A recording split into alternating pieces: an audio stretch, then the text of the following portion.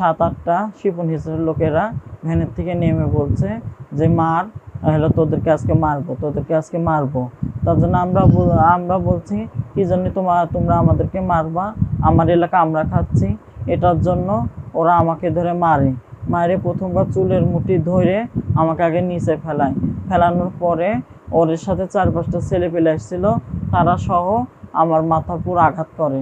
দেওয়ার পরে আমি যখন ওখান থেকে দৌড়ায় যাওয়ার পর সঙ্গে আরেকটা হিজড়ে নাম হলো ঋতু, ওই ঋতু নামে সে আমাকে বাড়ির মধ্যে ঢুকাই নিয়ে যায়। ওর পায়ে স্যান্ডেল খুলে আর হাতুর দিয়ে ওই ঋতু, অন্তরা এরা আমাকে ধরে মারে। আর ওই ঘরে রাবিনা আছে, সেই রাবিনা আর একটা হিজড়েকে উঠে নিয়ে গিয়েছে, তার নাম বিথি, আমার গুরুর শিষ্য মেয়ে, তাকে উঠে নিয়ে গেছে।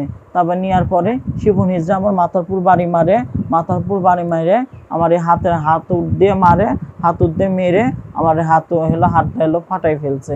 আর এই মাথারপুর মাইরে আমার মাথায় 10টা সেলাই লাগছে। তা আমরা এর একটা বিচার চাই। জি, আমরা থানায় অভিযোগ দিয়েছি। আমাদের ঘটনা ধরেন অনেক দিন ধরে ঘটনাটা ঘটছে। আমি পারে ভেড়ামারার বাল বাচ্চা, আমাকে 3টা ইউনিয়ন দিয়েছে, আমাকে একতরফা বিচার করে। এখন এই 3টে ইউনিয়ন আমি খাই। এখন ওনার কথা, তোকে এক ইউনিয়নও দেবো না, তুই আমার কাছে থাকলে থাকবি, না থাকলে তুই কোথায় যাবি আমি জানি না। তা আমি বলেছি আমি আমার দেশের বাচ্চা, আমি আমার দৌলতপুর থানা খাবো, তুই তোর ভেড়ামারা থানা খাবি।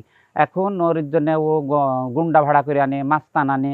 তা আমার মতো আমি তো ধরেন গুন্ডা মাস্তান ভাড়া করিনি, উনি গুন্ডা মাস্তান আইনে আমাকে এর আগেও মারাধরা করেছে, আজও অনেক মারাধরা করেছে।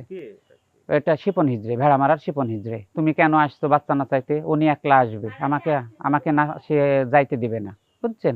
জোর দখলে ওই ভেড়ামারাতে খাবে। ও 2টা থানা খায়, ভেড়ামারা থানা খায়, দৌলতপুর থানা খায়। তো ওকে একলাই দেশে দুনিয়ায় খাবে, আমার কি খাওয়ার মুখ নাই? আমারও তো একটু ডাল ভাত খাইতে মন চাই।